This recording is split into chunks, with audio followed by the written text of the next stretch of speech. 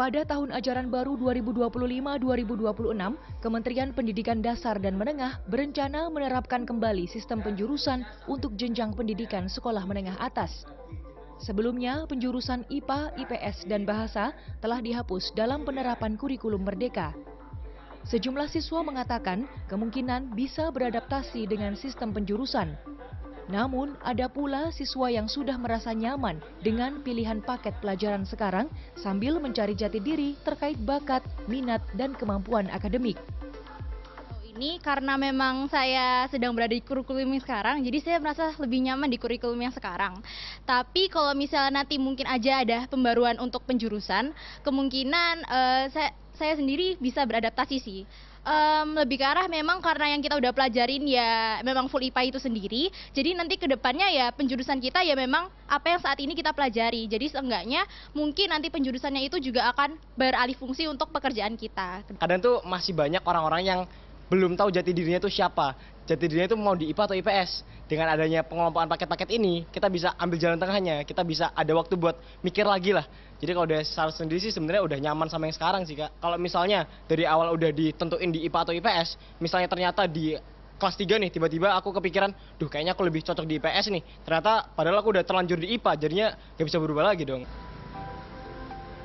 Sementara SMA Negeri 1 Surabaya mengatakan setuju dan siap jika sistem penjurusan kembali diterapkan dengan harapan siswa bisa fokus sejak SMA.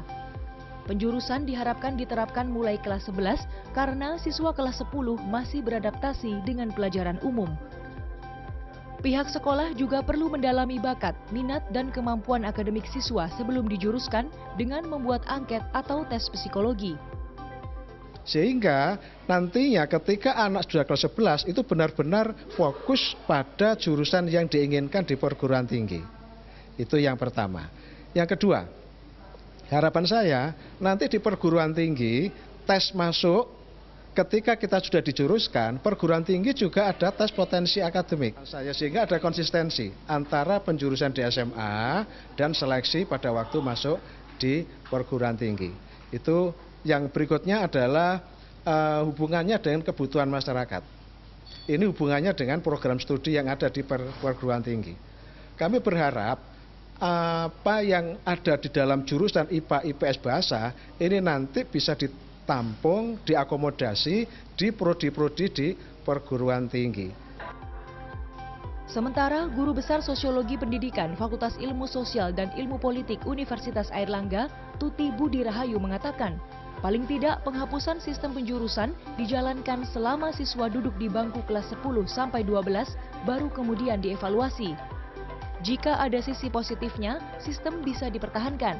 Sementara jika ada kekurangan bisa diperbaiki. Pemerintah perlu menggunakan pembelajaran yang up to date dan memberi kesempatan belajar yang lebih luas pada siswa. Misalnya menggunakan model pembelajaran mayor dan minor. Mungkin menggunakan model pembelajaran ada mata pelajaran yang major, ada yang minor gitu ya. Major itu ya sesuai dengan minat mereka ya. Misalnya saya dulu waktu SMA IPS, tapi kemudian saya senang dengan ilmu biologi, tapi saya nggak punya kesempatan untuk belajar itu karena tertutup. Itu untuk anak IPA, itu yang pertama. Yang kedua, perguruan tinggi sekarang kan model seleksinya tidak lagi berdasarkan itu dia IPA, IPS atau bahasa ya. Jadi siapa yang ingin memasuki bidang-bidang ilmu eksakta, siapapun itu ya, baik dari sisi lulusan IPA atau IPS atau bahasa itu boleh gitu. Artinya asal dia mampu untuk mengerjakan soal-soal ujian itu. Dan model soal-soal yang sekarang itu kan bukan berdasarkan materi pelajaran di SMA, tapi modelnya adalah high order thinking skill. Jadi soal-soal. Tuti menambahkan, saat duduk di bangku SMA, siswa perlu difasilitasi semua pengetahuan dasar yang dibutuhkan untuk masa kini dan masa depan. Kemudian, dikembangkan di perguruan tinggi untuk kebermanfaatan bagi masyarakat. Kanzata Marindora, Didin Iswandani, Surabaya, Jawa Timur.